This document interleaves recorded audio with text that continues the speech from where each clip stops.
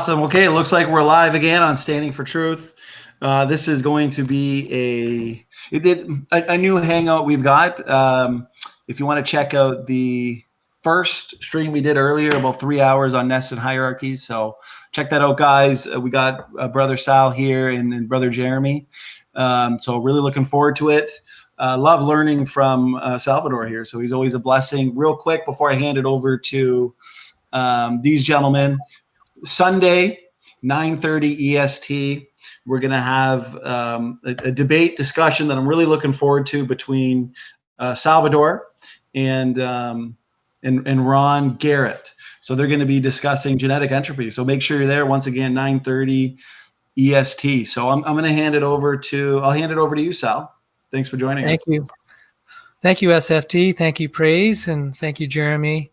Thank you all our faithful listeners and viewers who are joining us at almost 3 a.m. Eastern Standard Time. The topic I'll be covering briefly, as all of us are exhausted, we've probably been on the air for about 5 hours now, is what I call pedagogical models of creationism. Pedagogical means educational.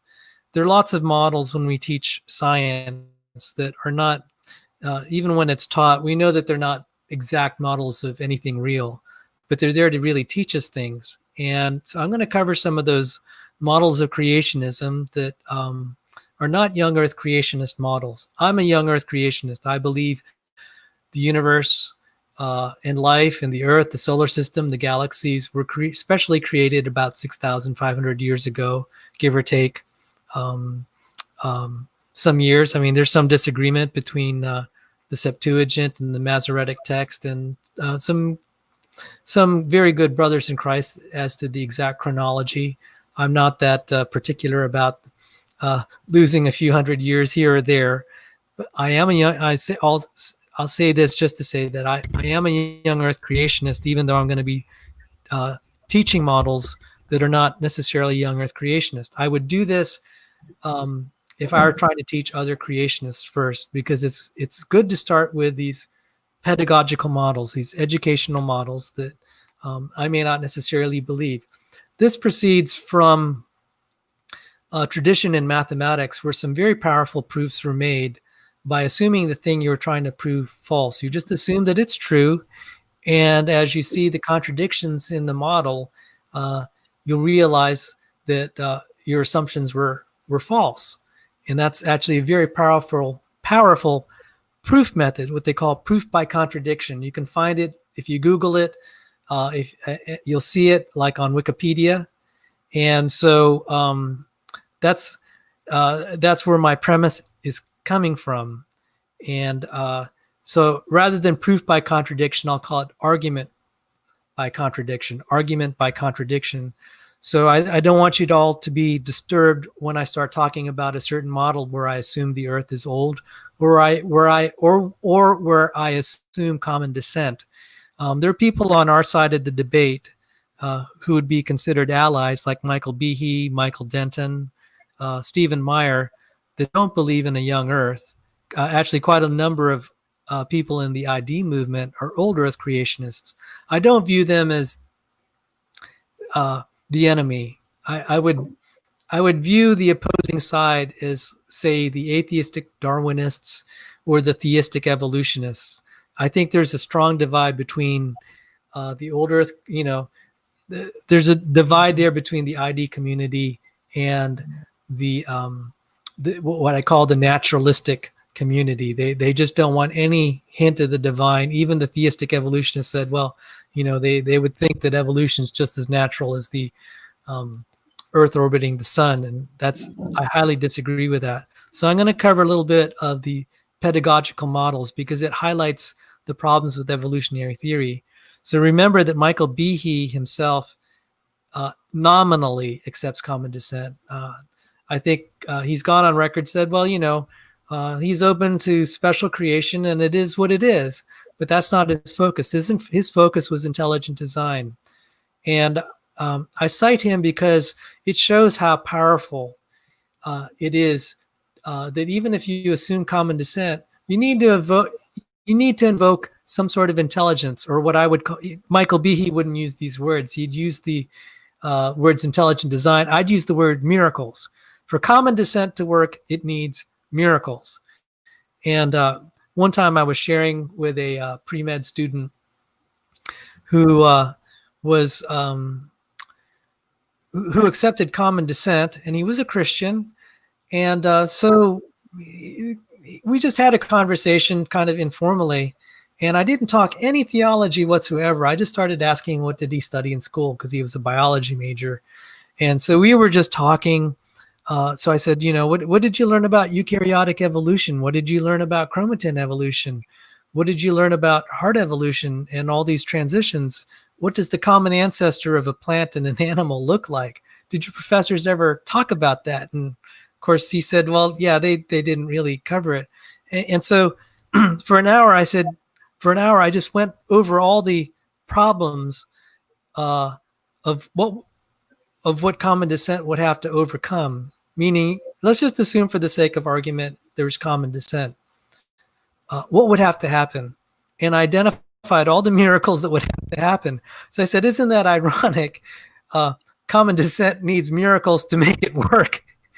It needs miracles to make it work. The evolutionary biologists want to say, the evolutionary biologists want to just pretend they don't need miracles. They pretend that just because there are these kind of steps along the way, say from a bacteria to a human, that there's no miracles needed. But this is not exactly.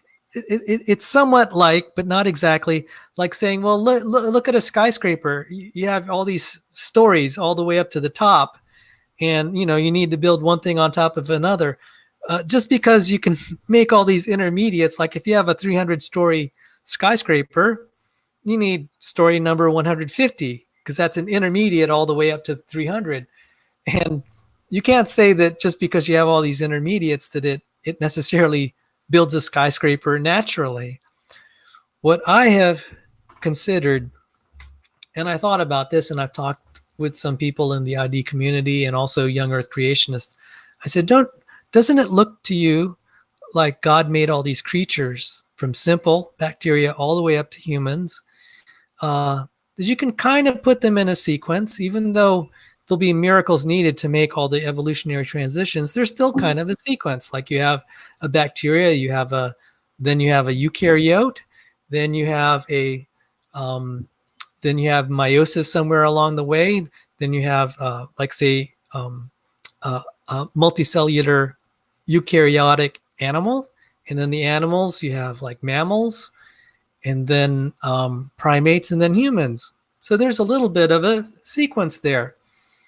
And I said, doesn't it seem to you like this is to help us understand? This is like a stairway. It's like a stairway.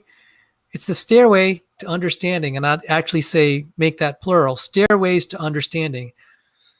This is actually the subject of a book Dr. John Sanford and I have been considering. And so you're getting a little bit of a preview. And I'm kind of sharing it with the audience here so that we can get some feedback. And it'll help us bump around ideas of how to execute the book. Actually, maybe a series of books. The first part of the stairway actually was unwittingly, maybe by God's providence, already written. It's the book Stairway to Life by Change Tan and Rob Stadler. They point out all the steps that are needed, the stairway that needs to be climbed all the way to the first life. So that's the first stairway. The stairway from chemicals to the first life. They identified at least 12 steps. And the abiogenicists, the chemical evolutionists will say all these steps, one step could be in place, and then naturally the second step comes in place. We know from experience and also theory that pretty much the cell needs everything all at once. It tends to be all or nothing. It's either all there or it's dead.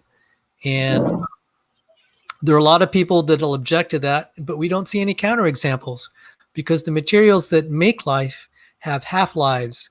And you can poke a cell and, mix up some of its contents, And when it's dead, it's going to stay dead. It's not going to evolve naturally toward life. I just laugh at these abiogenesis researchers that will say, they got these measly experiments. I said, I'll give you an even better example to start off with. Why don't we start off with a cell and just put it in a blender? You're going to have better RNAs, lipids. You're going to have homochiral amino acids. You'll have the nucleotides in there. You'll have RNAs. You'll have carbohydrates. Do you expect that it's going to be a living cell, even when I give you that good of a head start? And I'll never forget when Jonathan Wells came to George Mason University in like 2004, 2005, 2006 timeframe. There was an origin of life researcher there named Robert Hazen. And he stormed into the room and he was just turning red, because Robert Hazen was one of the premier abiogenesis researchers, and he was getting in Jonathan Wells's face and talking about how he's destroying science. And so here is one of the top abiogenesis researchers on the planet facing an ID proponent in Jonathan Wells. Jonathan Wells said, well, just think about a cell, and you get that cell and you put it in a test tube and you adjust the, you put it in a test tube of water or some, solvent that's not hostile to its life. You adjust the pH right. Then you poke a hole in that cell and just let the contents spill out. Now, that, just like I said, this would have more of all the chemicals of life than all the abiogenesis labs have ever put together collectively on the planet. You'd have that more in that one little cell. He said, do you expect it to evolve to something living? So why would you expect these measly experiments to do anything? And Dr. Hazen just stormed out of that room. He was turning so red. And it's like that left an impression on me. So the idea that just because you could have small stairways to something doesn't mean that it happened naturally. What I encourage creationists to do is not to deny that those stairways are there. I believe God created them so that we could understand how we're fearfully and wonderfully made. When we were first learning the genetic code of humans, what did we study? Marshall Nierenberg studied bacteria. Now, that was kind of still a big leap of faith that if you could study the bacterial transcription and translation system, that would explain how humans worked. And it does in small parts, not the whole part. There's a piece of the puzzle in the bacteria. So what you'd have to do to get a little closer to humans is study something like yeast. And that's exactly what we do, because yeast have what they call the chromatin architecture that we find in humans. Now, this is all very providential if you think about it. Scientists call these things, when we do medical research, we don't do it on live humans, thank God. If you saw some of the experiments that we had, that we do at the place, the NIH and these pharmaceutical labs, I normally would not be very, I would normally not feel too much sympathy for a rat. But when I saw what they did to these poor rats, I actually started to feel sorry for them. They were just so cruel to these poor rats. Some experiments that they will do with some of the experiments that they'll do on mice, for example, is to drill holes in their head and then put a probe in and just have it walk around. And you would not want to do that to a live human. You should thank God every day that God made creatures like little mice so that you don't have to be sacrificed. You or your children or your loved ones have to be sacrificed to do medical research. Another experiment that I recall, there's some that are pretty cruel. One of them is they take, these gene knockout and gene mutation experiments are so cruel, because these mice will just be born with these horrible birth defects. You would not want to look at them. It's sad, but that's how we learn about human biology. Another one that I heard about, they took the little mice and had the mice walking around through a maze, and they're trying to figure out what happened to their chromatin. And so they had one set of mice that they didn't try to train through a maze, and another set that they would train through a maze. And what would happen is after 6 hours, they'd chop the heads off of the mice and then dissect and examine their brains. I mean, you just would not want to do that to any human beings. So when people like the evolutionary biologists, like Mays, who'll say, well, why would God do that? I say, just look at that. Think about the alternative. Think about the alternative if God did not make these other creatures so similar to you. You would have to be trying to take humans to do your experiments. But God intended for us, this is my theory, God intended for us to learn that we're fearfully and wonderfully made without having to sacrifice ourselves. This really came home to me as when I was a student at the FAES graduate school at the National Institutes of Health. I was taking a neuroscience class, and all the students had to do term papers related to neuroscience. Mine was on the Rosamund experiment, and I was studying a particular receptor on a nerve cell. And I asked the graduate, the postdoctoral student assigned to me to help me with my presentation, where did these cells come from? He said, oh yeah, these are embryonic stem cells. And I looked up the identifier on this embryonic stem cell. It was an embryonic stem cell that was harvested from an aborted fetus, and I was crushed. I mean, I made the presentation and I got a round of applause, and in the midst of that, I was crushed inside. I said, this didn't have to happen. Why do we have to learn biology like this from babies that were cruelly aborted? And, they're just selling its body parts on the internet for like $500. This is so sad. So it really hit home. I began to say, you know what? For the longest time, I was thinking, God, you made it so hard to be a creationist, because sometimes it looks like there's an evolutionary progression there. We have creatures like chimpanzees that look so similar to us, and then we have mice that are somewhat similar to us. If you just made humans and no other creature, then maybe it'd be a little easier to argue for creation. But then I realized, that's not. People will see that we're created, that we're intelligently designed if their minds are open to it. If their minds are closed, they're not going to see it. But there's enough evidence there to say that we can't have evolved except by miracles of God along the way, or alternatively, a special creation event where life was, all the species of life were created in miraculous instances, where we could call it like 6 days, over say 6 days. There are any, I'm not going to be too particular about how we might interpret this. I personally believe that humans were specially made from the dust, and that Eve was created from the Adam's rib. Now, that's not anything we can directly prove through science, but what we can prove through science, what we can at least show, is the unlikelihood that something can evolve naturally, and that's the key. Can universal common descent happen naturally? Can abiogenesis happen naturally? And by naturally, I mean, does it accord with statistical expectation or expectation of what we would have for chemical reactions given certain boundary conditions? And those expectations are defined by things like the Gibbs free energy, etc.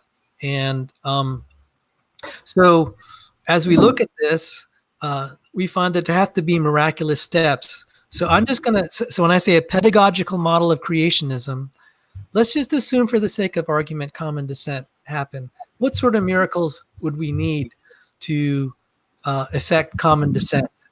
So let's call it the molecules to man evolution. So let's just say molecules to man evolution includes chemical evolution, which is abiogenesis, followed by biological evolution, which is generally what they call universal common ancestry. So let's look at all the miracles. So from molecules to man, Change Tan and Rob Stadler, who are Ivy League PhDs. Change Tan was a postdoc at Harvard. Rob Stadler, PhD, both at MIT and Harvard. And so these are brilliant guys. By the way, just a plug for their book, look up Stairway to Life. It's available at Amazon for a very reasonable price. And there's also a video that Rob Stadler provided also for free a couple years ago. He'll actually walk through the Stairway of Life. It is a good compliment for anyone that has seen James Tour's video. So you'll see those 12 steps to the Stairway of Life, and there are probably more. They were able to identify 12. So now let's consider that we started with the first life. It would probably be prokaryote-like life. So what would be the next step? Well, how about the evolution of chromatin? We see chromatin-like features in archaea, and then definitely very complex features of chromatin in eukaryotes. When I debate evolution, I will just show chromatin remodeling diagrams to evolutionists. The debate's over in 30 seconds. They will not want to say how this evolved naturally except by statements of faith. Any of their phylogenetic arguments just end up being kind of like nonsense, because just because, like, say, cytochrome C is shared across various organisms, it doesn't mean that these orphan systems or orphan genes or orphan systems pop into existence. There are hundreds of eukaryotic specific major genes where the eukaryote would die without them. How did those pop into place? So, I mean, the chromatin, anything, just implementing the chromatin, not even yet the eukaryote. So what's the next step in this pedagogical model where we're just going to assume common descent for the sake of argument? It would be the evolution of the eukaryote with the chromatin, obviously. So this chromatin is in the eukaryote. It would also have membrane-bound organelles. This is really hard because many of the proteins need to have these signal peptides change. So even if they're shared, what few proteins are shared between bacteria or archaea and a eukaryote, they would have to be reformatted so that they end up going to the right membrane-bound organelle if they're transmembrane proteins.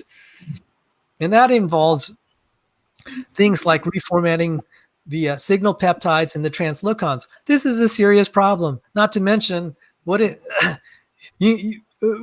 all these membrane-bound organelles, one may need certain brand new transmembrane proteins. Where did those come from? How did they evolve? Because the intermediates would be dead. So those are just some of the problems. Oh, and there's some really nasty problems in evolving eukaryotes. For example, in eukaryotes, let me get this straight. Yes, eukaryotes and bacteria have certain chiral lipids in their membranes. I don't recall offhand if you call them left or right, but there's certain chirality in bacteria and in eukaryotes. It's the opposite chirality in archaea. That's a real problem, because there's some people that say, well, eukaryotes and archaea share the more recent common ancestor. I said, well, that's a problem then if you have the bacteria that have and eukaryotes that have phospholipids that have one chirality and use ester bonds. I think they're ester bonds. And then the phospholipids in archaea use ether bonds, and they're a different chirality, and they're created by different enzymes. So how do you solve that? That's a major problem. What's really bad also then is that eukaryotes and archaea will share certain features that bacteria don't have. So whichever way you try to draw the phylogenetic tree at the very base, you're going to have problems. You're going to have to invoke miracles. At some point, at least for me personally, I can't speak for anyone else, at some point when evolution needs more miracles than special creation, it's easier to believe special creation.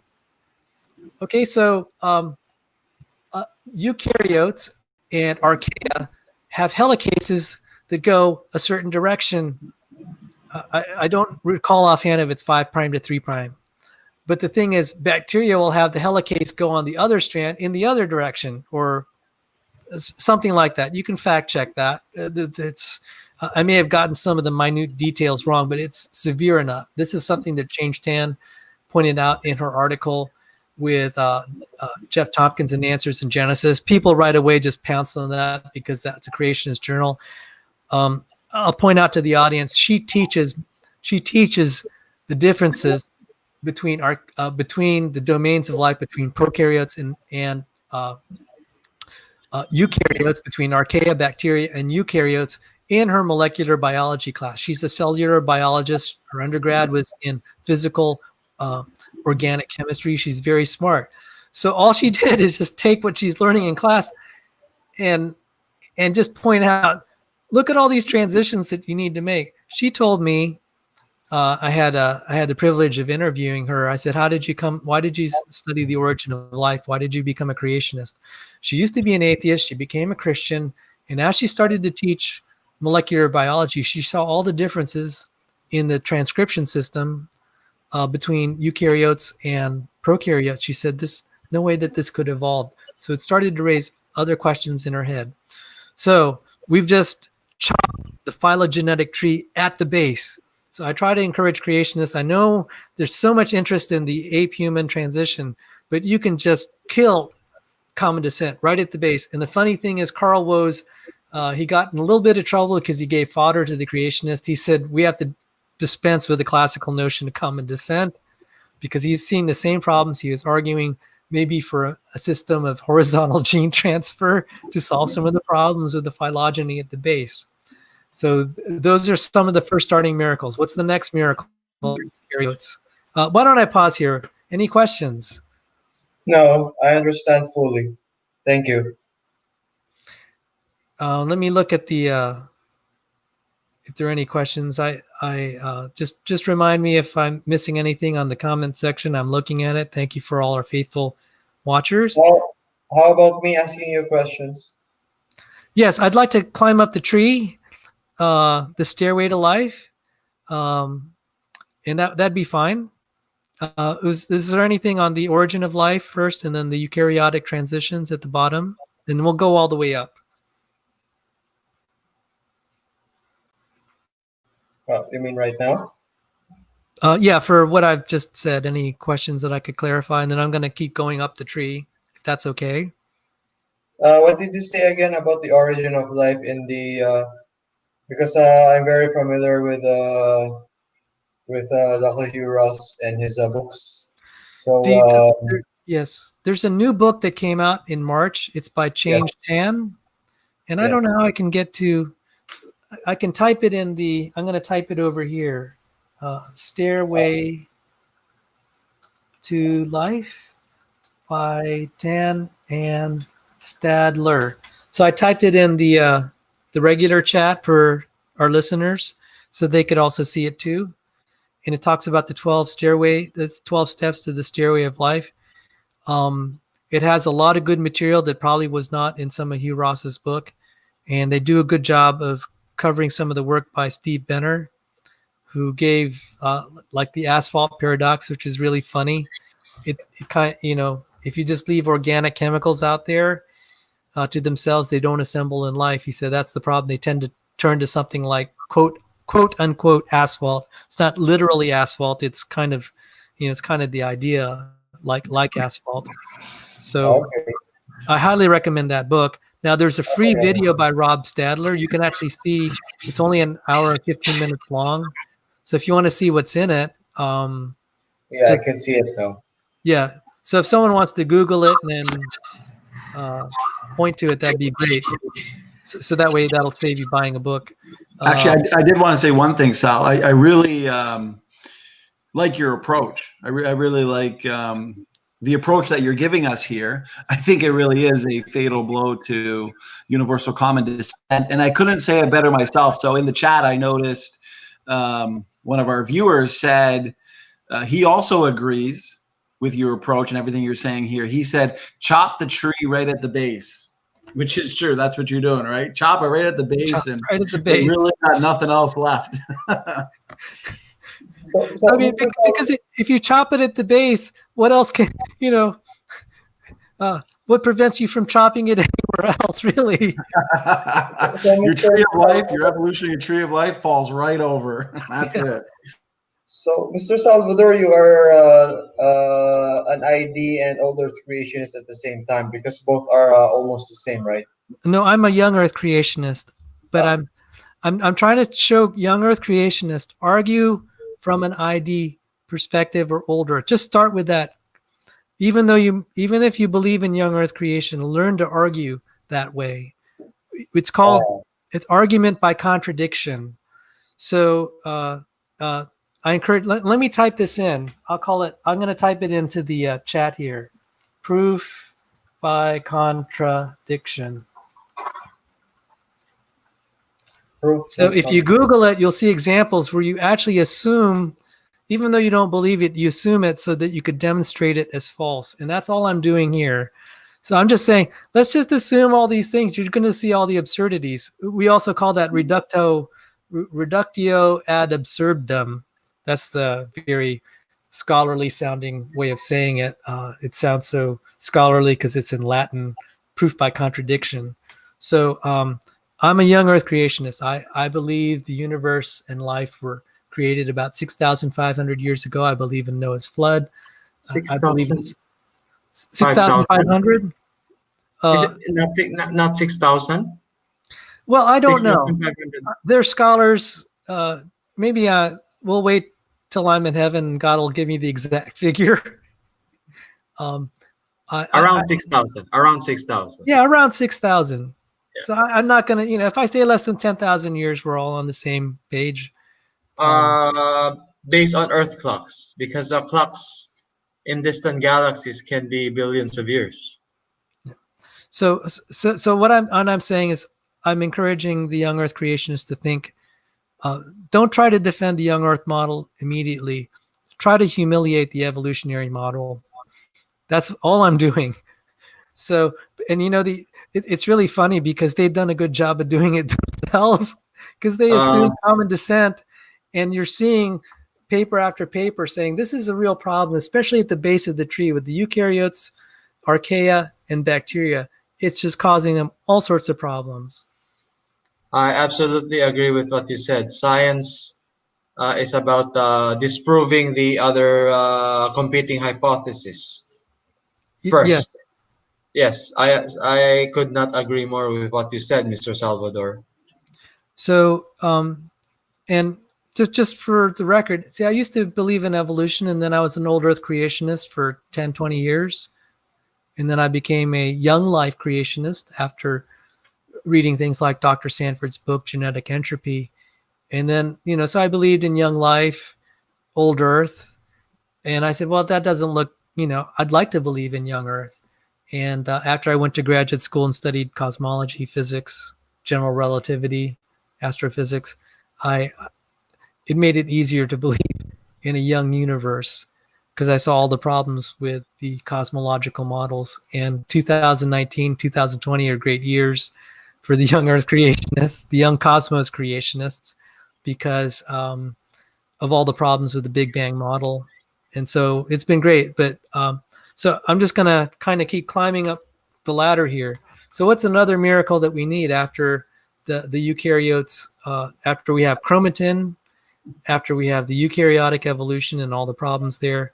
The next miracle that I have on my list, and this isn't really, there are probably many more. These are just the ones that I've been able to identify, would be the miracle of meiosis, where, the genome has to kind of cut itself in half and make, the mother and father, for lack of better words, two sets of DNA, and then they have to be remerged together. So if you're just splitting the DNA and not remerging it together, that can be a problem.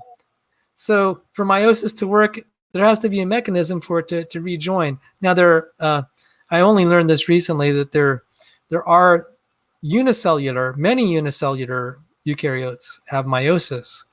But see, that's a stairway to understanding meiosis in multicellular creatures. So the next multicellular creature, we could either go to plants, but the animals is really amazing. There are all these orphan genes or orphan systems, not just genes, major systems in animals. So that would be the next step.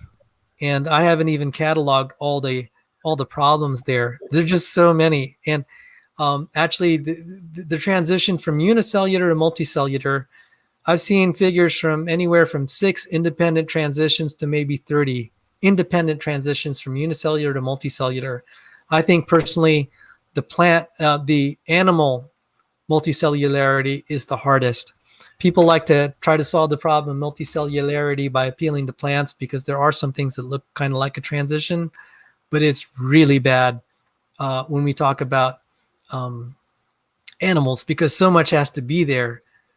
And so like one of the early simple plants that have, as best as I know, is a sponge. It doesn't have a nervous system. Sorry, that just reminded me of SpongeBob. I wish I had a SpongeBob and I wanted to whack it. Sorry, that's just a joke. So the next transition after that would be the emergence of a nerve cell. Nerve cells, what good is a nerve cell if it doesn't connect to anything? So that's just one example. So that's kind of climbing the stairway of life, and it could climb all the way even higher. Those are just like some of the major transitions, and I'm sure they're going to be even more if I identified specific proteins. And I could do that, but I'm going to get into some really technical details if I start talking about the proteins that I study, like topoisomerase 2 specifically, or various crab zinc finger proteins. So It's okay. So I think yeah, so that's it's okay. pretty much climbing the ladder, and this is what I call the pedagogical model of creationism. Just look at it as either ID plus common descent or progressive creationism. Doesn't mean I believe it, but it's identifying all the miracles that need to happen. And I would say this to my young Earth colleagues. I look more favorably on the progressive creationists, even though it doesn't really agree with my personal theology. That's a lot closer to young Earth creationism than atheistic Darwinism and abiogenesis. It is so much closer to us. I view them as basically on our team. I'm sorry, progressive creationism, old Earth creationism, you mean? Yeah, it's not, I've never seen it really well defined, and I haven't studied it that much. The one that I had talked to, the way he defined it was Stephen Meyer. And he was very kind in granting me an interview. Yeah. And I asked him, what do you believe? He said, I believe in the old earth, and I believe God can intervene and kind of create things along the way. And I disagreed with that on a personal level, but I didn't give him a hard time. Stephen Meyer has done so much for the creationist movement in identifying all the problems of abiogenesis in his book Signature in a Cell, and then all the problems in the Cambrian explosion in his book Darwin's Doubt. And those are very influential. It was critically acclaimed by lots of people who weren't even creationists. It was so well written. So there's things we can learn from people that are not young Earth creationists. And the thing that I learned is how well we can argue against evolutionary theory. We can just, if we adopt these just for the sake of learning, not the sake of believing, but just the sake of learning, we could show just how bankrupt evolutionary theory is at all the steps. Evolutionary theory meaning molecules to man evolutionary theory. We can hit them at chemical evolution with abiogenesis. We can cut the bottom of the tree with the eukaryote, prokaryote, and like the chromatin, the archaea, the bacteria evolution, just devastate them there. And then we can look at things like meiosis, because there are numerous papers. The reason I chose these are the very papers evolutionary biologists will say. These are the very papers evolutionary biologists will admit they don't have an answer. They don't have an answer. And I find I'm disappointed with the educational institutions in the United States. I said, you guys are not telling the kids the truth. You're representing molecules to man evolution as being established fact. But if you actually look at the peer-reviewed papers evolutionary biologists have written themselves, and also the papers that chemical evolutionists have written themselves, they will say they don't know how these transitions happen.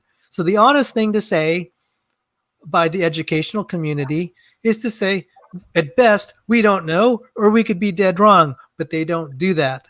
They want to insist it is fact. And I have problems with that. And, I'm not expecting that we'll change the public educational systems anytime soon. But at least for now, they can't shut us down and talking in channels like this. So at least a few people will get to learn the truth. Sal? Yes. One of my good friend asked me, since you did met Dr. Russell Humphreys, which is the best astrophysicist, young Earth astrophysicist around. Uh, do you support his gravitational time dilation model or his No. friends? No, and Dr. Humphreys and I are on very good terms. He was a mentor to me when I was struggling in my faith. And so it's a little hard for me to be critical of his ideas. There are about 12 or 13 young cosmos creation models, young Earth creation models for cosmology. That Uh, means 12 or 13 have to be wrong as a matter of principle because only one can be right. Actually, for our left today, the others have been completely discarded. Only for our left that are being discussed by Answers in Genesis, Institute for Creation Research, and Creation Ministries International. Yes, so Actually, I mean, the point is there have been all these models, and some of them I wasn't aware. Thank you for that data point. That some are no longer discussed, and even one that I wish they would discuss. No one's discussing. It's the one I'm leaning toward is the Lorentzian version of general relativity. Not a lot of people know that relativity was actually um, pioneered by Lorentz, not Einstein, and Einstein got a lot of the credit for it. So if you study at least if you study special relativity, you'll see something called the Lorentz transformation at the very beginning. That's because Lorentz was the first to come up with it, not Einstein. So the critical mathematical transformation that has stuff like time dilation and and length contraction is by Lorentz. It bears his name. Those are the fundamental transformations of relativity. It was by Lorentz. And there's an alternate model that Lorentz had. And not that we need to go into those details. I don't think that, I think there's some problems with Dr. Humphrey's model, and I could be totally wrong, and I don't want to dismiss which problems? Sorry for it. There should, be um, according to his model, if there's time dilation all the way out, we ought to see the galaxies farther out spinning a lot faster than the ones close. And some of the Doppler measurements have actually indicated the opposite. I raised that to his attention. He didn't respond except very kindly later. He said he could be wrong on things and he's revised his model. So that's one problem I have. so the There's been farther an the alternate galaxy. model proposed I was at the ICC 2018, the International Conference for Creationism. There's someone there who's actually he's probably more versant in general relativity than Russell Humphreys. That's Philip Dennis. So just Google P.W. Dennis, ICC 2018. You'll see his paper. And he gives a different model of general relativity. It's called the Stitch in Time or something, the Stitch solutions to general relativity. So this was the first creation conference I went to where there are actually there are more creationists there than at any time that I've seen that have actually had training in general relativity. So so Philip Dennis is actually probably more knowledgeable. Now, I don't necessarily agree with Philip Dennis's model either, but all this to say, I think it would not be. I try not to get into the debate and try to represent one model as being the YEC model because it could be the wrong model. We can just point out anomalies in the Big Bang. So I try to say, well, there are models out there. We need some really serious experiments. And actually, I tried to do some experiments myself. I tried to reconstruct a laser interferometer to verify some of Cahill's work. But I'd really like to talk about biology because this is the topic is pedagogical models of creationism. And then I agree. Also, just because Jeremy and I find that topic fascinating, can Jeremy just maybe give his brief thoughts on the problem you arose, and then we'll go back to that. Yeah, Go ahead, sorry. Jeremy. No, go ahead. Go ahead, Jeremy. Mr. Salvador, what did you say again about the the edges of the universe that you and Mr. Humphreys have a disagreement about? Not the Sorry. edges.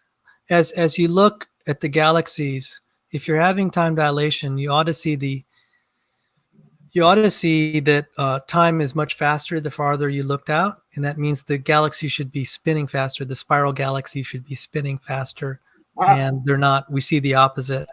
we do not observe so much spiral galaxies at distant galaxies. Most spiral galaxies are close to us.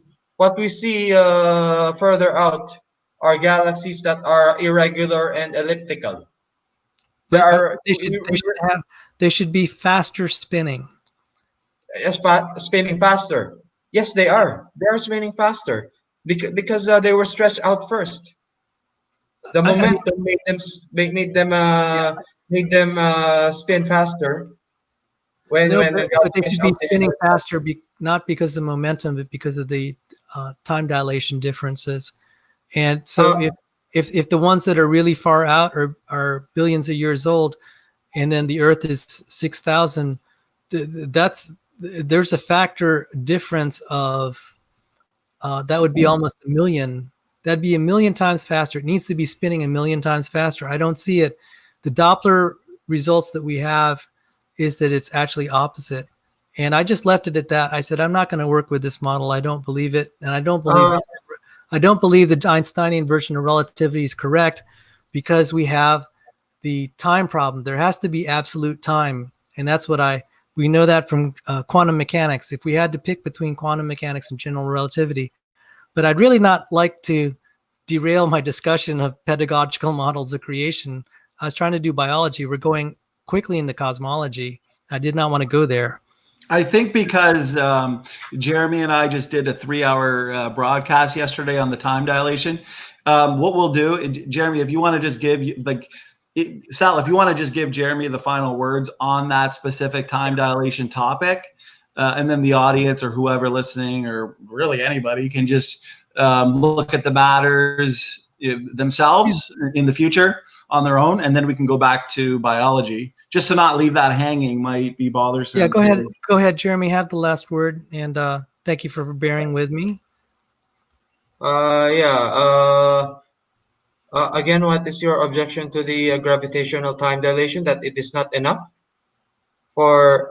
Sorry, what was it? What was it again?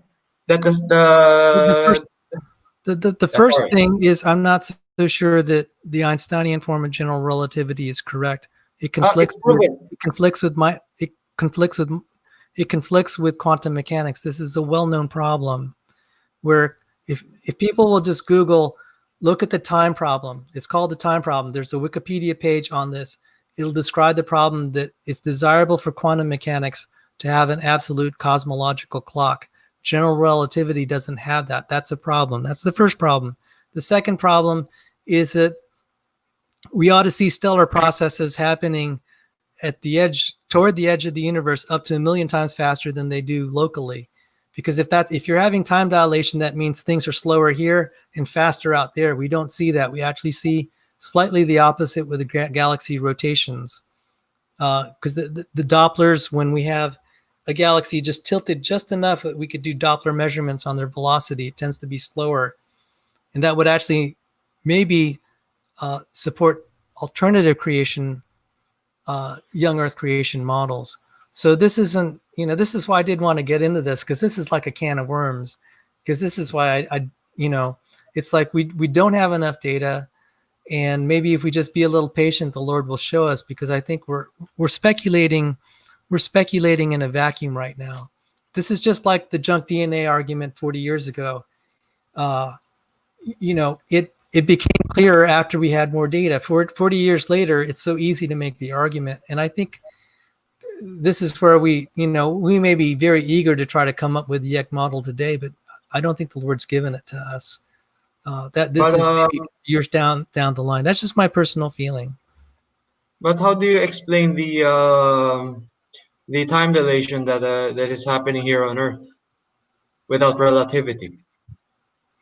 There is Lorentzian relativity that has that will have many of the same predictions, except in a few spots. There have been experiments like the Belgicom experiment where it looked like we were able to predict the motions of the Earth. We have to have a different model to be able to explain the Michelson-Morley results. And it turns out the Michelson-Morley actually detected a slight shift depending on the position of the Earth. Slight shift in what? Sorry, slight shift in what? I'm sorry for interrupting. Slight shift in what? The shift in its interferometer. They were able to Oh. detect it. If you actually look at the original records, if you put it through a Neo-Lorentzian model, you'll get that shift. That's why I built a laser interferometer to try to redo some of the experiments done by Reginald Cahill. But there are other people that have been building interferometers around various countries that have been detecting this because they're seeing the same problem, and it may affect our GPS systems. One of Dr. Sanford's friends is Ron Hatch. He passed away recently, but he was on the GPS committee of the United States government because his Hatch filter is in GPS satellites. And it's because he had to put that filter, he began to have doubts about general relativity. So I really appreciate your interest. Can I just give you the last word? Because I don't want to talk about this anymore in this discussion. Yeah, I think I agree with you, Sal. You're right. It does open up a can of worms. But both of you are extremely respectful. Jeremy, unless you do have a last word you want to say that's not a question or opening up another rabbit trail, then you can do so. If not, then we'll just let Sal. Yeah, I'm just saying, like, if you have like a statement or a last thought on that, then that's fine. But just not like a question or anything. Not a question. Yeah, not a question. Yeah, because we want to go back to Brother Sal's lecture here. So unless you have like just a final thought on what he said. The GPS that Mr. Salvador Cordova mentioned, what equations do you use? I'm sorry, I'm not going to answer that question. Why? I was just going to give you the last word because I don't want to be answering it. I've said this is derailing my discussion. Yeah, he was just going to give you the last words, Jeremy, on thoughts of which, because by asking another question, it could, to be honest with you, you guys could probably talk about this for 10 hours. So we might as well, put it to a halt right now. So Jeremy, why don't you just have the last word as Sal's given you, and then we're going to let Brother Sal go back to his lecture. Last word. Without gravitational time dilation by Dr. Russell Humphreys, you cannot solve a lot of cosmological problems. Trust me, I've seen it all. I've read his book. I've read Lawrence Krauss' book. I've read Stephen Hawking's book. I've read practically every leading atheist books. And only Dr. Russell Humphreys' book and Dr. John Hartnett's book are able to answer everything that the Big Bang, that the Big Bang, the problems of the Big Bang that young Earth creationists have to address. And when debates between young Earth creationists like Dr. Danny Faulkner and even Jason Lyle against fellow Christians like Dr. Hugh Ross or Dr. Hugh Ross and his old Earth creationist team, young Earth creationists always lose because Dr. Danny Faulkner is very reluctant to use gravitational time dilation of Dr. Russell Humphreys, because gravitational time dilation of Dr. Russell Humphreys involves deep time in deep space. But of course, Earth clocks, we base it on Earth clocks. So we start the countdown here on Earth, not we're the center of creation. So clocks start here. We don't care how old distant galaxies are because we are the center. Okay. So I'm not going to ask question. If I'm going to ask question, then this will become a debate. So you and the no offense, you and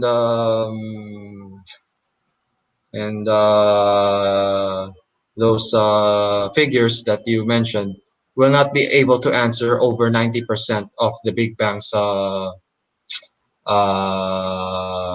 data against young Earth creations. I guarantee you that. No offense, Mr. Salvador Cordova.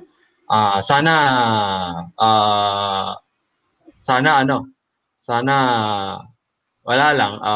Sana maintindihan mo. Ano lang, yeah, you know what I mean. I'm speaking in Tagalog. He said no offense, and I meant no offense by cutting you off, but um, I, I'm just trying to compartmentalize what we're talking about because the audience is here for the pedagogical models of creationism, not to be talking about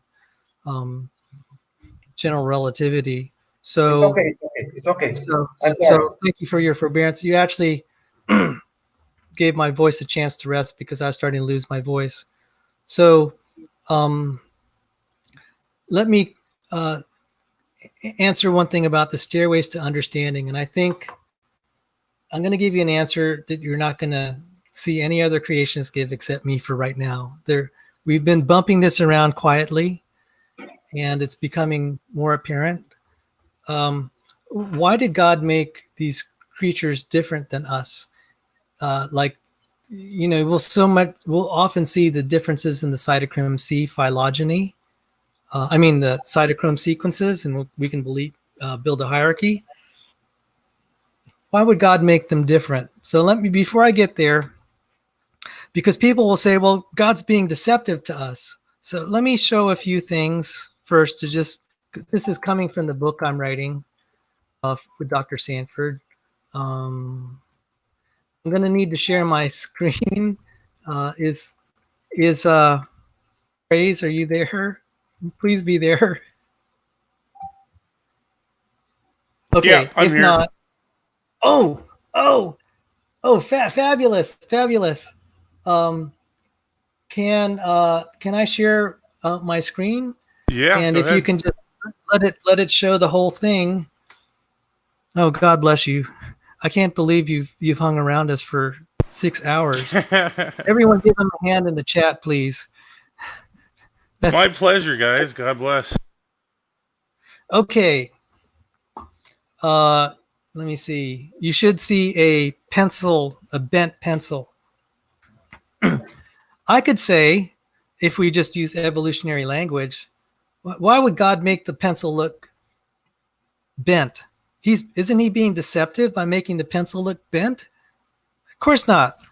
If you were willing to examine and try to understand the situation, you'll know that what's happening is that the water, the change in refraction between the water and the air in the glass, it's making the pencil look bent.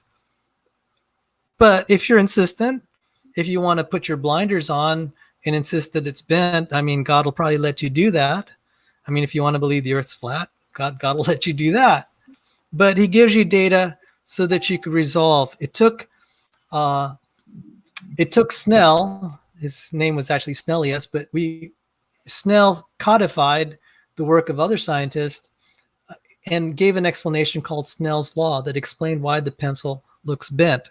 So when I hear evolutionists say, well, God's being deceptive by making things look evolved, I'm saying, no, he's not. Because if you look at this carefully, you'll see that it was created. It just, you're just letting your eyes deceive you.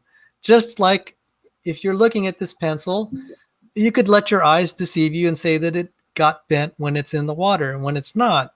God's giving you the means to reason through this and see that it's not bent. It's an optical illusion. And we could say the same for the geocentric versus heliocentric model. And it's really sad that a lot of Christian theologians were just bashing the heliocentrists like Galileo and Nicholas Copernicus and questioning their Christianity because people like Copernicus and Galileo believed that the earth orbited the sun. Now, it's kind of understandable that we would think that the sun orbits the earth because we see the sun rise and set every day. And so, it's like, well, would God be deceptive by making the sun look like it's rising and setting every day and making it look like it's orbiting the earth? It's like, no. He gave you the data to tell you that it's the earth that's spinning. and the Earth is orbiting the sun. So it's actually a pretty subtle argument. You need some specialized measurement. There are any number of ways you could resolve this, but one earthbound way that we're able to resolve this is we detect what we call the Coriolis force, or the Coriolis effect on the planet. So like if you fire an artillery shell a long way, there'll be a force on it that makes it move right or left because of the Earth's rotation. It won't fly a straight line. Also, there'll be a change in centrifugal force at the equator. At the Earth's equator, that's a little different than at the poles. That's because the Earth is spinning. So we actually have evidence. It may not be obvious to, like, say, the ordinary ancient man that was thinking in geocentric terms, but there are evidences that give us the correct picture if one is willing to look deeper. So would we say God is being deceptive by making the world look geocentric? It's like, well, no, we wouldn't say that.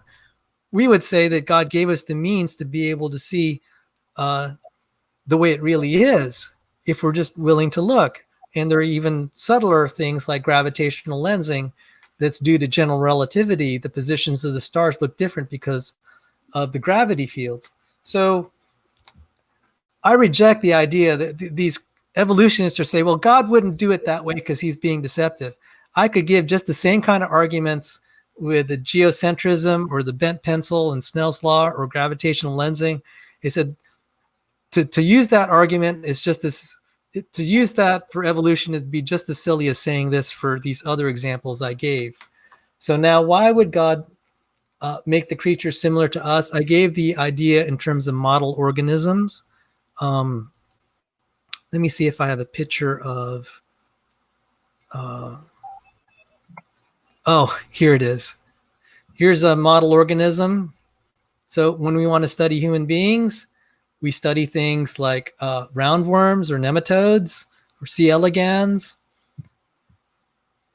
We study squid to understand the human nervous system. We study plants to study the human introns.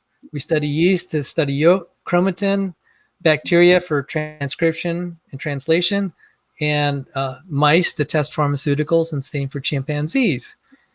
The alternative, as I said earlier, is that how would we learn about human biology? We would have to volunteer people to do things like this. This is a dissection of a fetal pig. So I hope you haven't just eaten. Didn't mean to spoil your appetite. And there are problems with some of the genes. We know some of the genes, like humans have genes that they share with chickens that they don't share with mice. So I don't know how accurate. There's been some. This was actually a controversial graph that was presented in Nature because it kind of thwarted evolutionary theory. You have all these genes that shouldn't be there that's shared. Like we have 73 genes we share with zebrafish that we don't share with mice and chickens. So that's one of my favorite graphs. So why would God do this? One answer is model organisms, but now I'm going to give you the stuff that's really cool. The stuff that is really cool is this. If we take the gene sequences across species for a particular gene or / protein, and let me see the name of this one. I don't have the name immediately. Anyway, this is one particular protein, and what they do is they take these sequences and do an alignment across all these species. They found out if they did something called a direct coupling analysis, which you can do in MATLAB, but then you do some other things, and you pump it through this algorithm, and then you do it. You do what they call a contact map, and then try to do a constraint propagation through the contact map. You can predict the fold of the protein. There's no reason that this should be in biology. So what these diagrams show is, let me see if there's another one here. Some of these diagrams are really powerful. There was one they had, they have some diagrams where they show where they determine the protein fold by things like X-ray crystallography, and then the protein fold based on just this sequence comparison. There's like this secret code in biology that's spread across species. So when Mays will go out there and say, why would God make all these differences?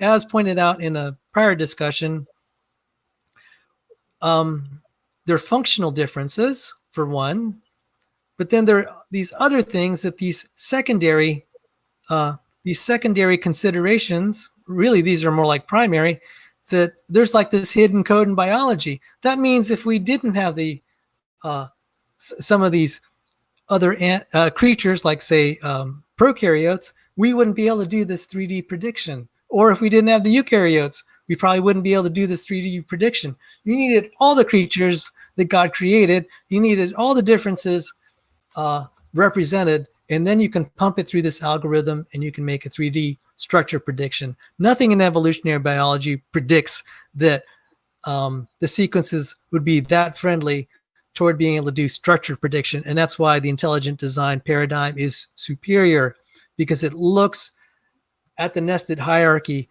not as something random, but as something as a gift from the intelligent designer to facilitate scientific discovery. It's because the reason pharmaceutical companies are interested in this sort of sequence comparison is that the way that proteins work is very tied to their structure. If you could figure out the structure, you have a much better clue of how it chemically operates. And unfortunately, as usual, they're going to attribute this design to evolution. They call it the coevolutionary signal. But let me point out something that's a little bit funny about this. They don't use any phylogeny. They just take the sequences and pump it through. Do they care whether this evolved from that? Absolutely not. I know that they don't do that. They just throw the sequences in there, run it through a computer. They don't care what evolved from what. It's absolutely useless.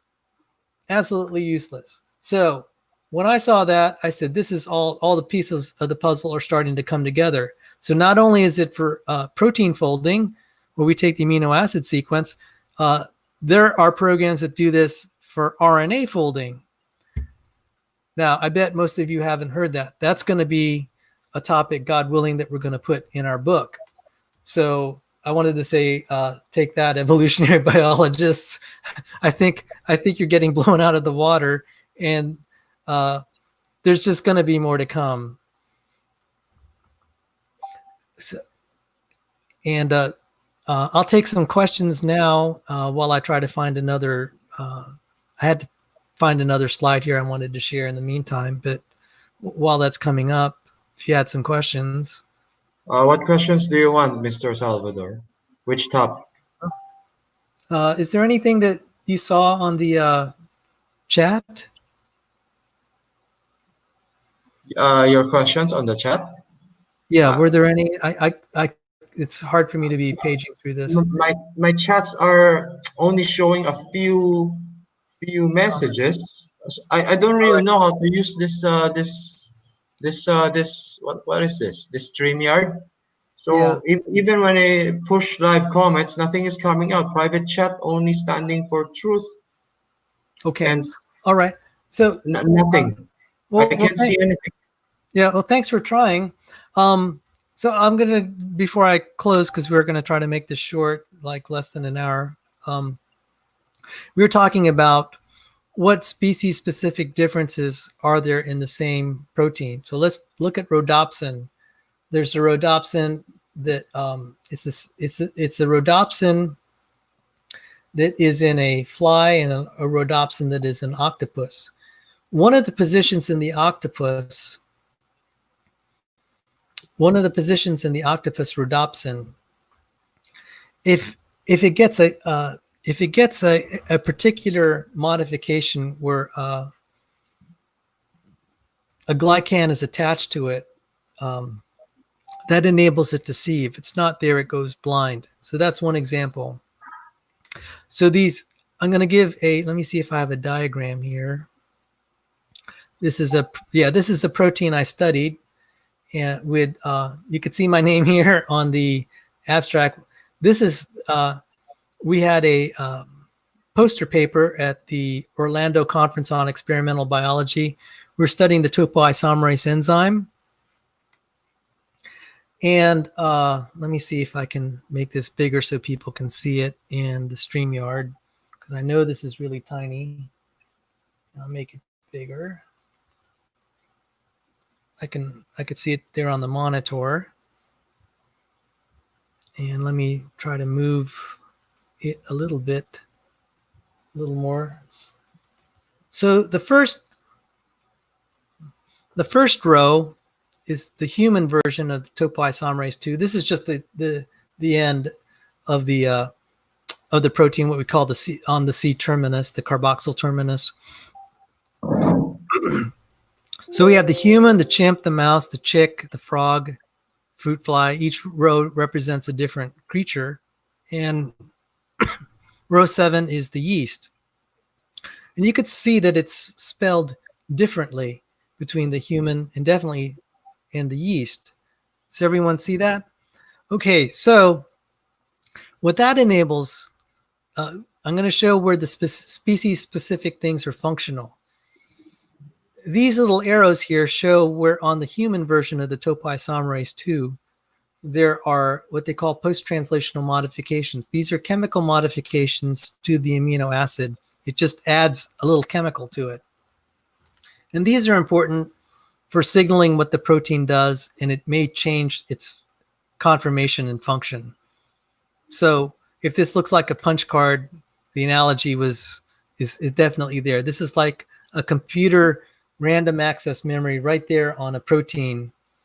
And so this protein can be modified in its behavior by changing the chemicals here. And you could see, like, for example, you have 3 S's here, 3 serines. In the yeast, it doesn't have that. That means it can't have those chemical modifications.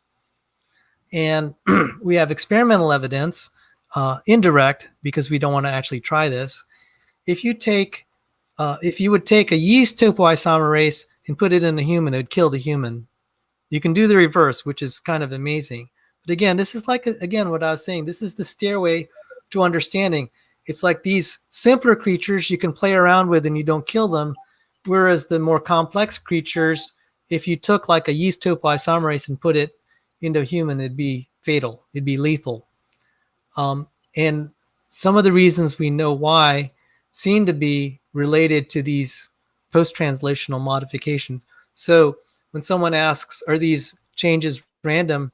Definitely in the higher creatures like humans, they are not, they can't be random. They have important functional significance. And that's why I made a graph like this. You could actually see it. Now, the reason we were allowed to publish this is because it's not overtly a creationist paper. We were trying to solve things related to cancer research. And again, it was important to highlight the functional differences between a human topoisomerase versus a yeast. So this visually actually shows why they are different.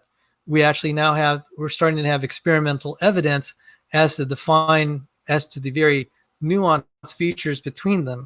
So, and I need to point out that for like the T here to be modified, chemically modified, to have a machine come here and modify that T, it needs to be able to read all of the sequence here. That's how it locates it. It's like an address. So each of these letters is pretty important. It is pretty important. So the specific differences in the protein of a human versus a yeast are functionally important. They don't have to be just the ones that are chemically modified. They would include the ones that are adjacent to the chemically modified amino acids to provide addressing. And then when you think about that, and then you think about what I showed with the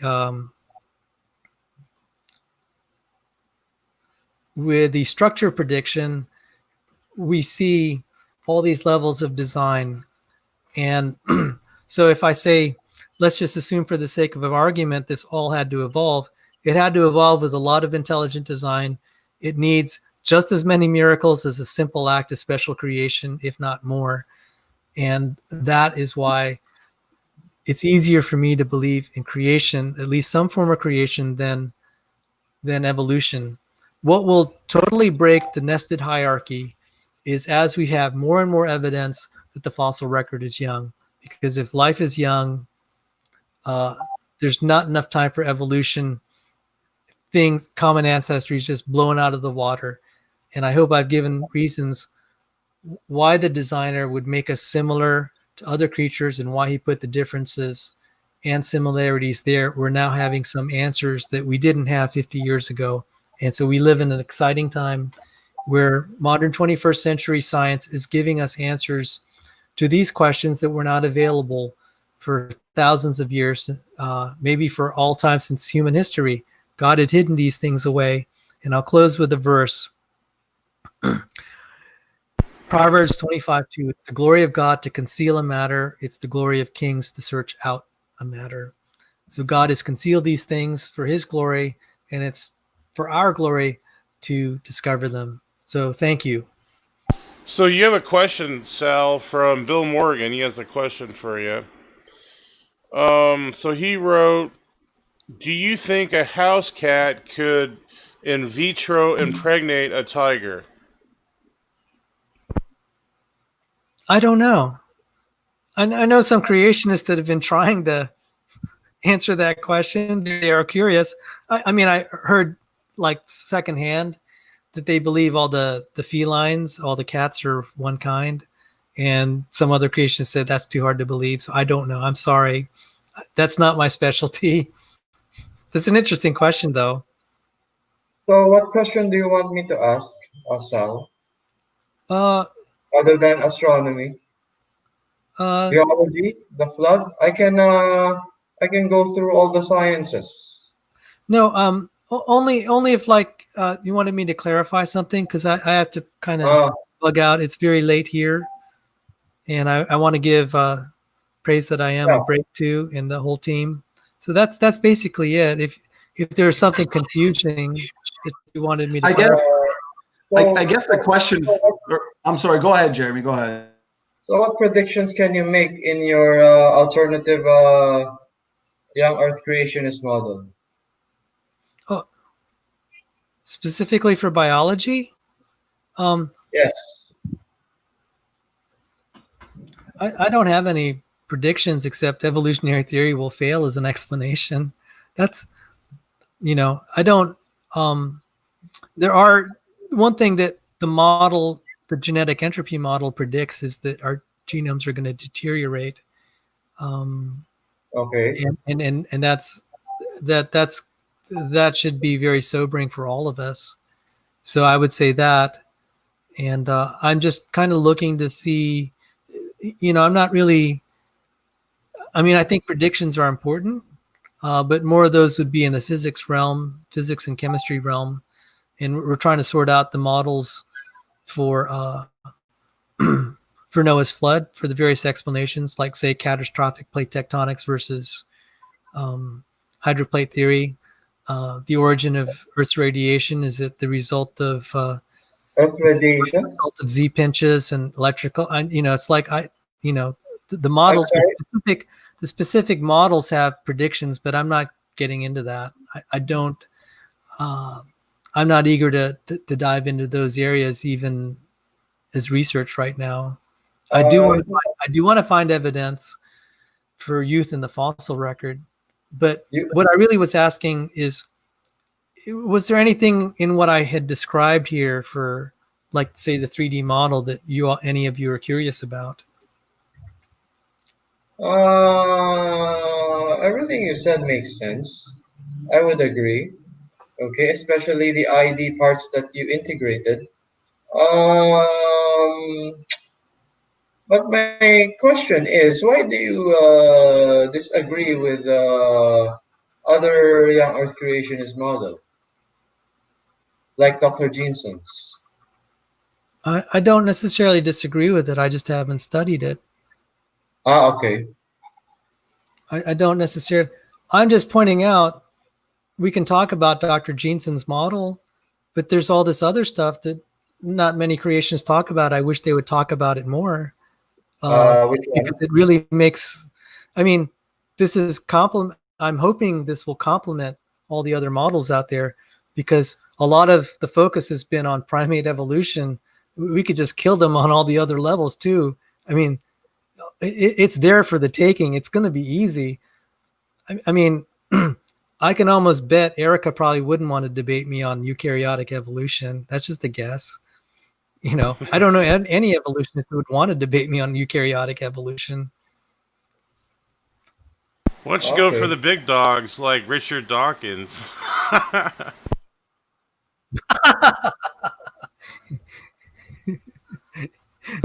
That would be sad for him, I guarantee you. That would be. I mean, that'd be great for Oh yeah. creationists because I mean, you're an incredible educator and incredible stuff knowledge you have. So Standing for Truth had a question, or I'm happy to take a few more questions. Yeah, no, well, I was just going to point out that it was a really good lecture, fascinating as always, and what you just said actually kind of answered my question as to the fact that what you're putting forth here in your approach, kind of chopping down the tree at the base, is it complements other models, for example, because a lot of evolutionists like Erica or RJ Downard, even Aaron Rao, they'll say, okay, even if we don't have explanations for the origin of eukaryotic organisms, they'll say something more or less along the lines of, well, we still have, the shared mistakes or the hierarchical patterns or the fossils in regards to, ape to man evolutions. How do you deal with that?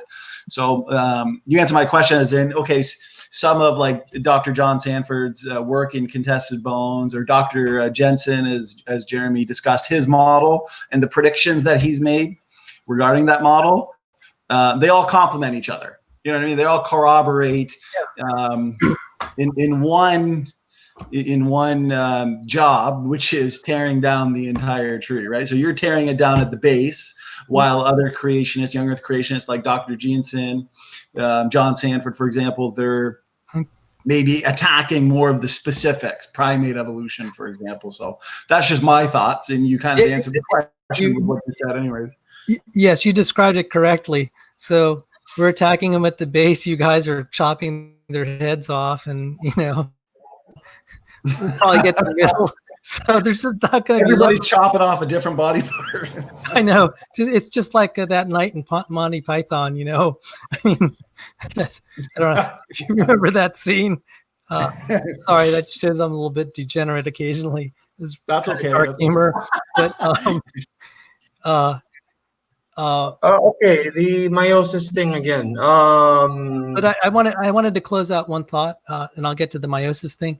The reason I wanted to focus on this is textbook. These are the stuff with the eukaryotic evolution. This is junior level textbook. When stuff is in the textbook, you can just hammer it through. We don't have to appeal to kind of the more cutting edge papers that haven't quite made it into the textbook. And Dr. Sanford said one thing: he who defines the terms of the debate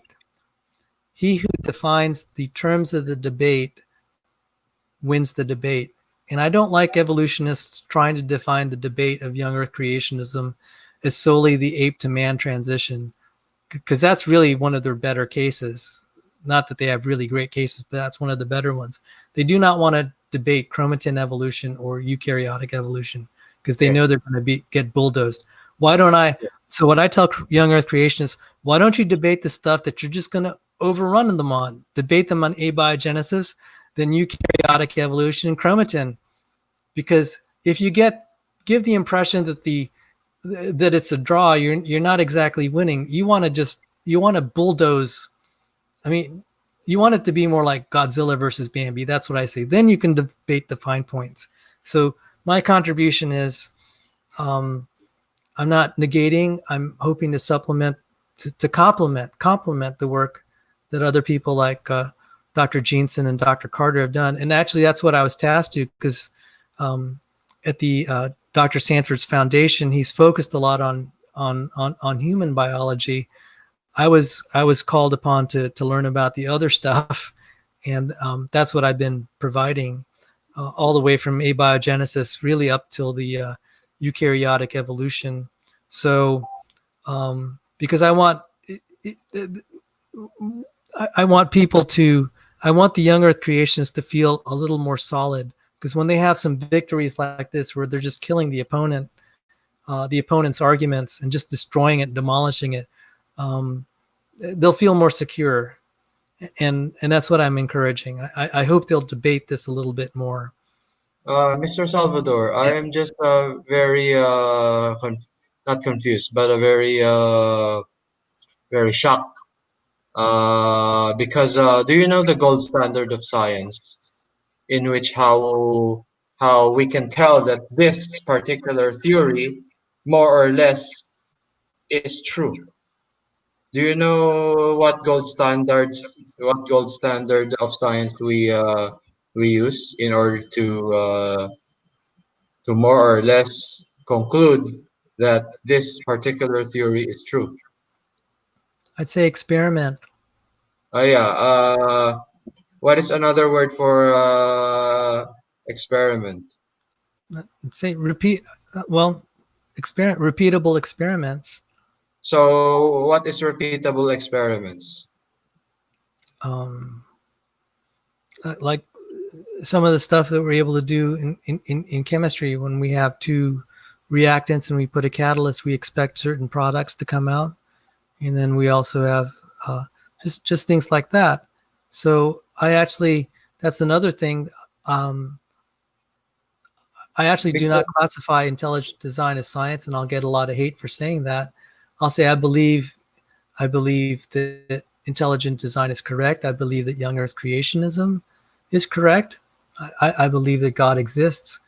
I don't think that some of the parts of our models are directly testable by experiment. I think there's an element of faith we need to. Yeah, you just said testable and repeatable. I heard you said repeatable and testable. Yeah, that's the gold standard of science. Yes, that is the gold standard of science, and the gold standard of science is maybe that's the platinum standard. Sorry? Testable and repeatable. I'd say it's even the platinum standard. You want something that's testable and repeatable, not just predictable, but repeatable. Yeah, yes, repeatable, like uniformitarianism. We could see it flow, right? For example, the erosion of the mountains, correct? So we can test its speed of erosion, correct? So we can observe and repeat it by experiment. So the gold standard of science is making testable and falsifiable predictions, which you said is not the primary tool, as I heard you said several 10 minutes ago.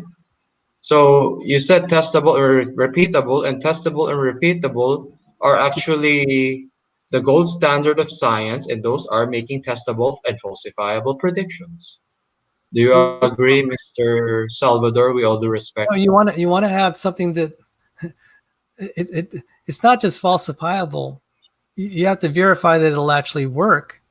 You can make a falsifiable prediction, but then if you're not able to, if the prediction fails, it's not met the gold standard. It's just a speculation, a hypothesis. The gold standard is when the theory agrees with observation over and over again. So there are certain things that we may make predictions about how something will happen. We may not be able to repeat it. That's still science, but I wouldn't put it at the gold standard. Anything where we're trying to measure properties of the atom, like say we want to estimate the mass of the hydrogen atom and we can repeat it anywhere on the world, that would be a gold standard. Just very simple, basic things like that would be gold or platinum standard. Beneath that, there is some level of inference, and I'd say there starts to be faith at some point. And I think faith you may believe in the correct thing, but it's not what I'd call repeatable. Do you believe? Sorry. Yeah, I'll let you finish. I'm sorry for interrupting, Mr. Salvador. So I think that at some point we have to be like little children. That I think faith accepts certain things by faith that we cannot explain. So I can't explain. I can't explain, like, for example, how special creation happened. I just accept that it's true, and I wouldn't necessarily put that at the gold standard of science, but that's probably the most beautiful, perfect thing that's ever happened, and it's something science can never explain. But it's probably one of the most important truths that's ever happened. But we're not going to have an explanation in terms of repeatable experiments that'll directly show the mechanism of how God, or like how Jesus turned water into wine. Okay. But there are some processes that we could repeat or see remnants of.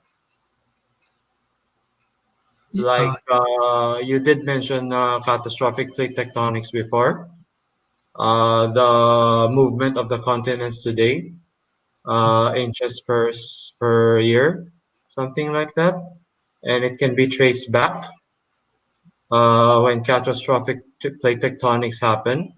It was catastrophic and it was so fast, and then it slowed down to its current inches per second. It started meters per second.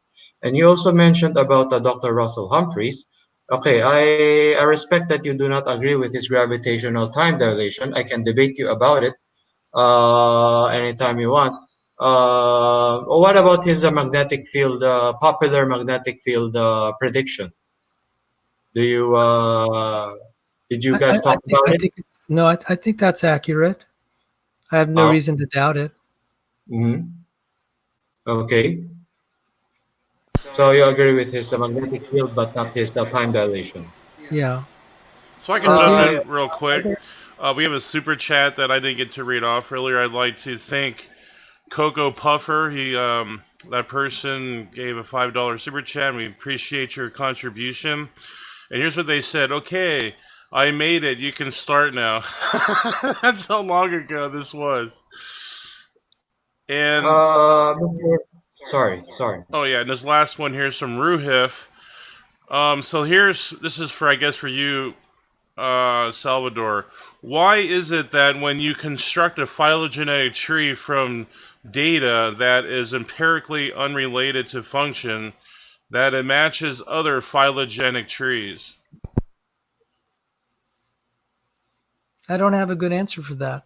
Maybe someone else does. I think that. Let me put it. The reason I would say it's by design is if the fossil record's young, it's designed. It doesn't matter if we have an explanation of why God did it that way. That's mine. So I'll let Standing for Truth bail me out. Thanks, bro.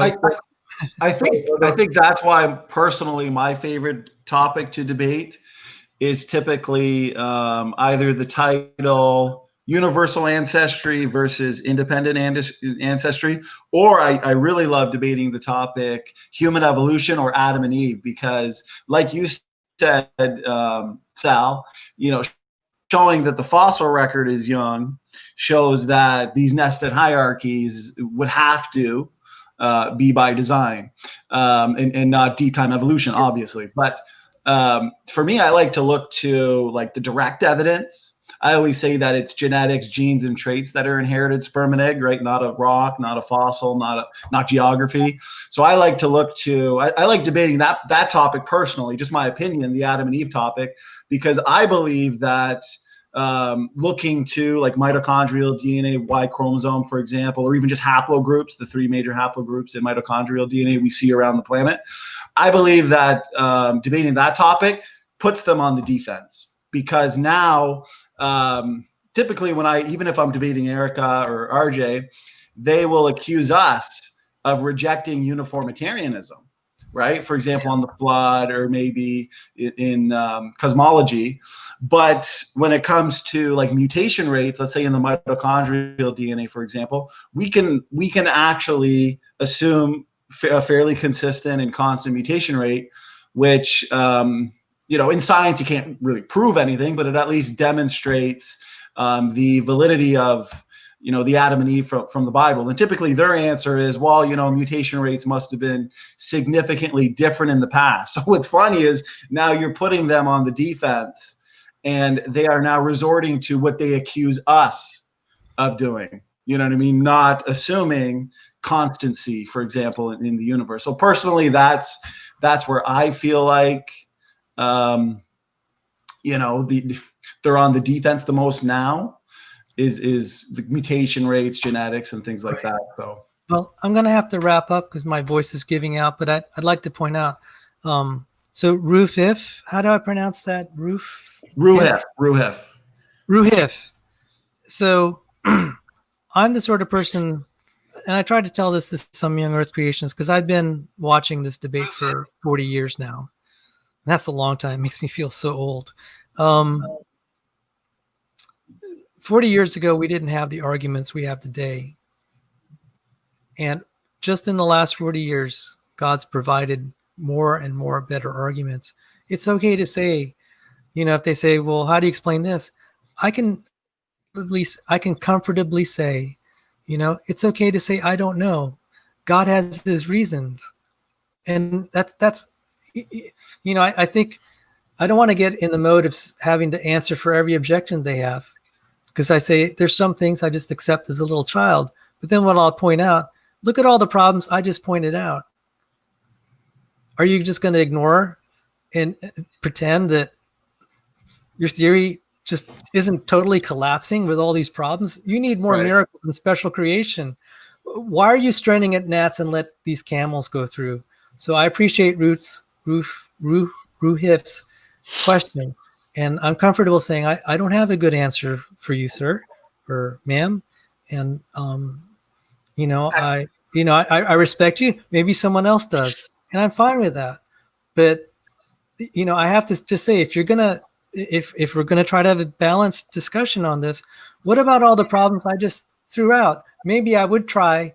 One reason I don't bother with those questions is if they don't bother with all these other problems, why should I waste my time? There's parts of the book that I'm writing that I haven't even shared that are really fun.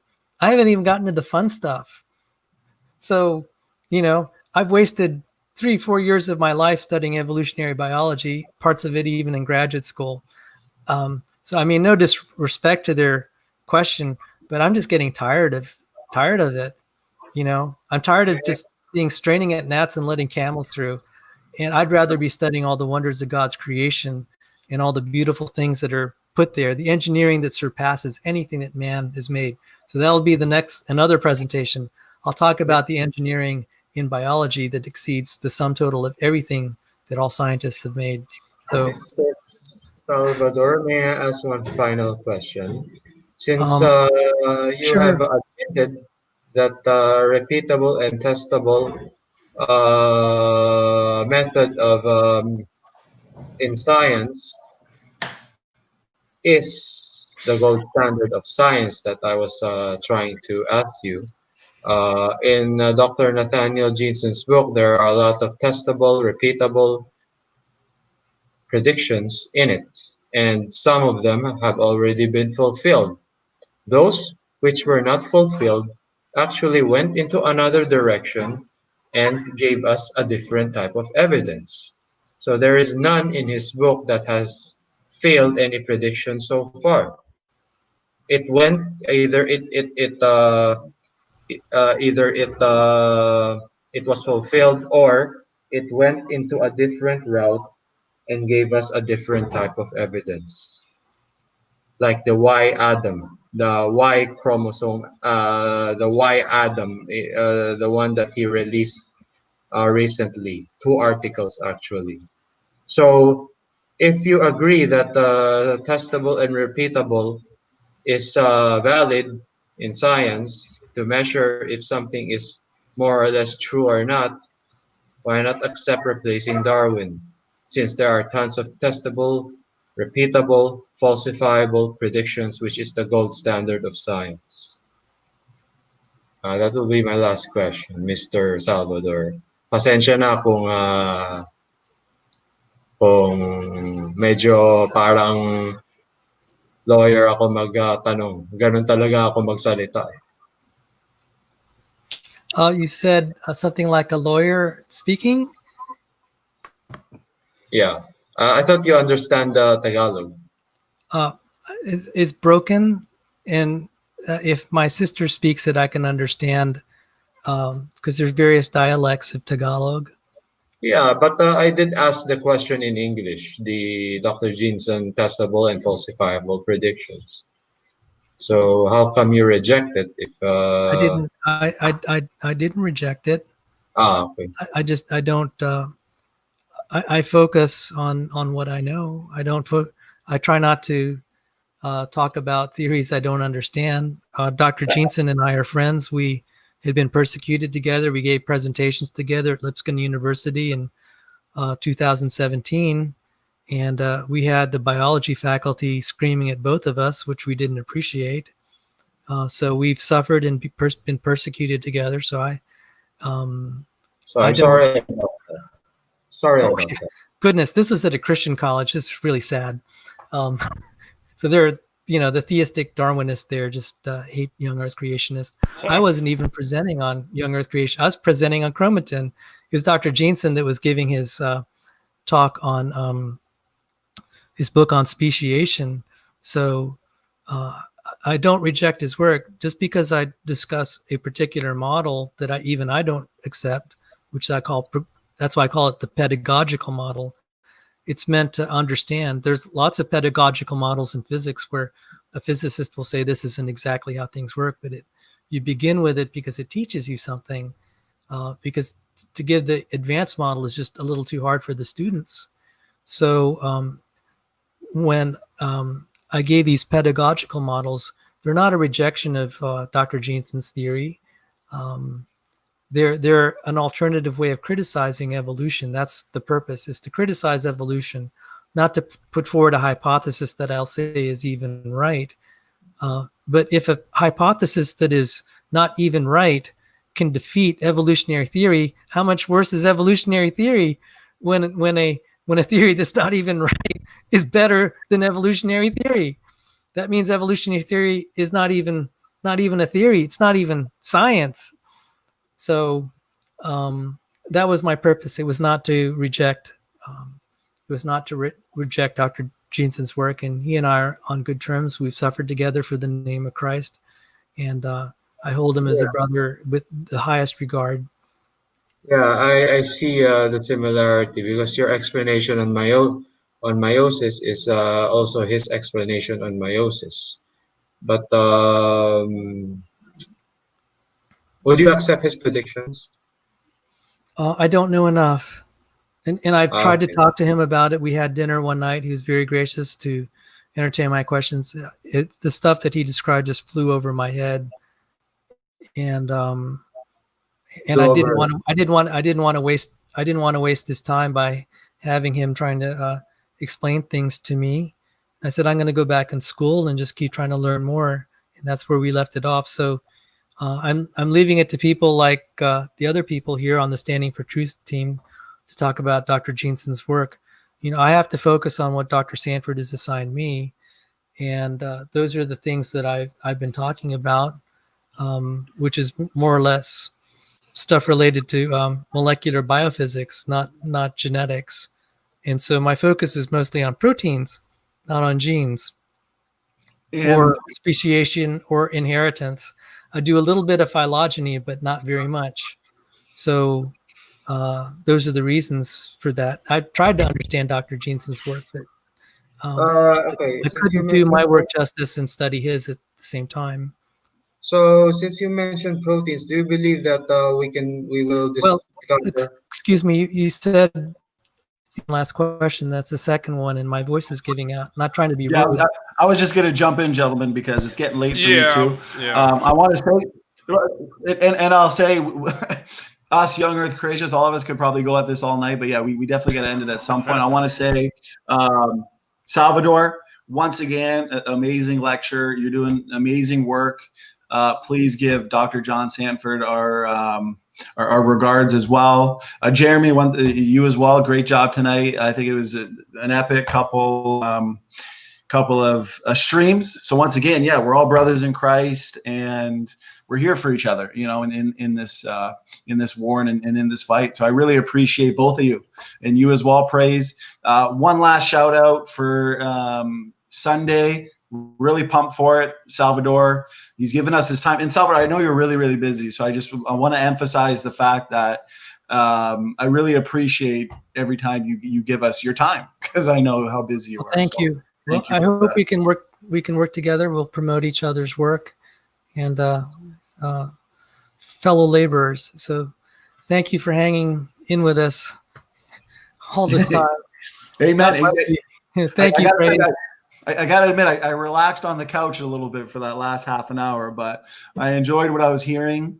Sorry, I didn't have too many questions at the end there, but at the same time, you did such a great job. So not too many questions to be had. So yeah, tune in for Sunday.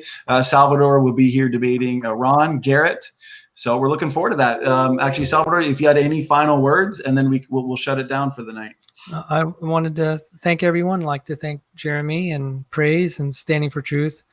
And please pray for Dr. Sanford. He's been having some health issues, and he wanted to extend thanks to everyone that's been praying for him. So thank you. Awesome. Thank you so much. God bless. God bless. And thanks so much to the listening audience. Thanks for the support as always. Praise. It's over to you to shut it down, brother. Good night and God bless.